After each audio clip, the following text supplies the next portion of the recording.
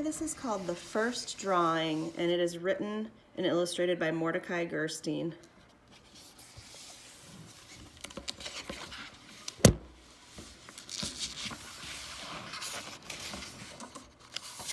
Some of the oldest drawings ever found were made more than 30,000 years ago in a cave in southern France. In that same cave is the footprint of an 8-year-old child. Alongside it, the footprint of a wolf.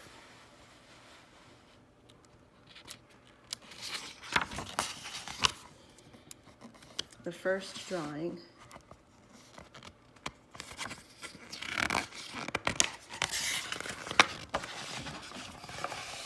Imagine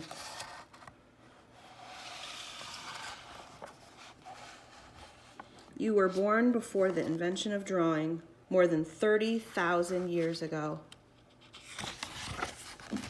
You live in a cave with your parents, grandparents, sisters, brothers, uncles, aunts, many cousins, and your wolf Shadow. It's a big cave.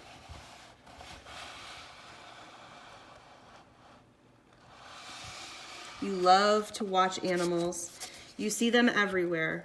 You see them at the river where they come to drink, horses, giant elk, reindeer, woolly rhinoceroses, bears, sometimes lions, and more.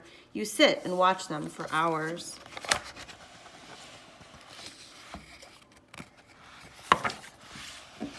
You see the grand white and gray clouds that drift over the valley.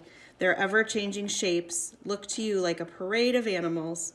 Papa, that cloud looks like a woolly mammoth. It looks to me, says your father, like a cloud.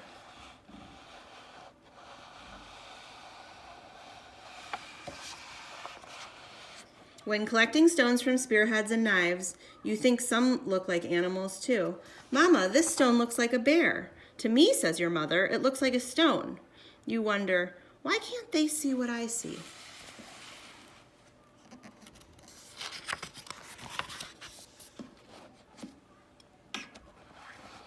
At night, wrapped in deerskins, you see shadow images of all the animals again in the firelight, flickering over the bumps and hollows of the cave walls, and they seem to move. Look, Mama, galloping horses. What horses? Go to sleep. Papa, Grandpa, there on the ceiling. Elk. There are no elk. Go to sleep. Sisters, brothers, cousins, don't you see the rhinoceroses? No, shouts everyone. Now go to sleep. They call you child who sees what isn't there. How can you make them see what you see? Every night you watch the animals on the walls. Then you dream you're running with them, like one of them.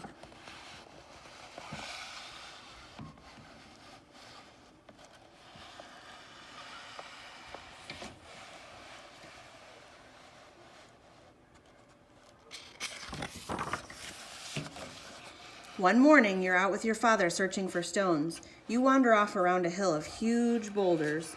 You look up and see, right in front of you, a woolly mammoth.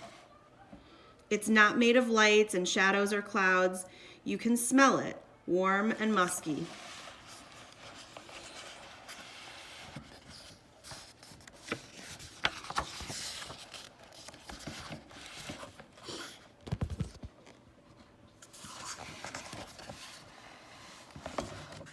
It sniffs you with its trunk.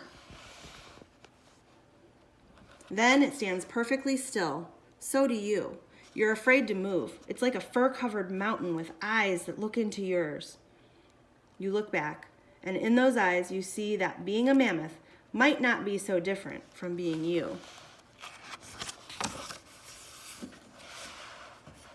The mammoth sighs through its trunk, and like a mountain walking, it turns and slowly lumbers away. You begin to breathe again.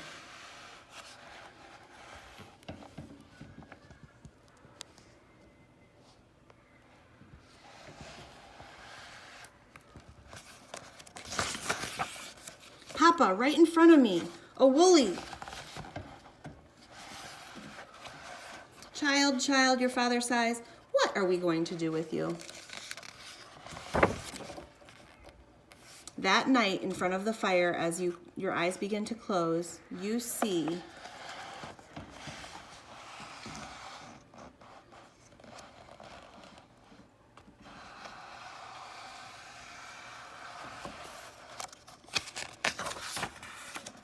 an image on the wall, so big and so real, you sit up and say, "Yow!"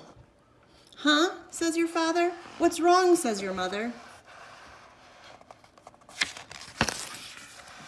"Look on the wall. It's like it's breathing." "There's nothing," they say. "Go to sleep." "But look, the tail, the tusks. Why don't you see it?" Now everyone is awake. "There's nothing to see. Go to sleep." "How can I make you see?" And without thinking, you leap out of bed, take a burnt stick from the fire, and run to the wall. "Look, here's the tail, here's the back legs." You make marks on the bumpy wall to show them where to look. "And the back, and the front legs, the ears, the eye watching us, its trunk, its tusks." "Stop!" shouts your father. He aims his spear at the wall.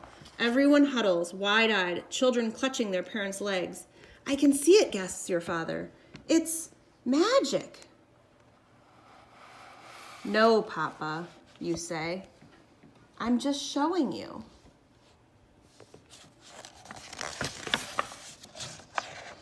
And look what you've done. You've made the first drawing. "Yes," you say, "it's magic."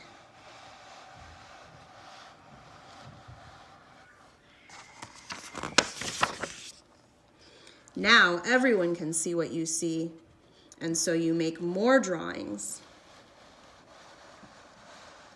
You show your parents, grandparents, sisters, brothers, uncles, aunts, and cousins how to draw too. For thousands of years, people keep drawing.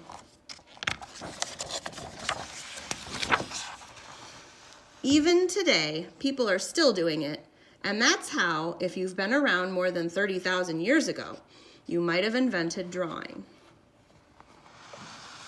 And it's still magic. The end.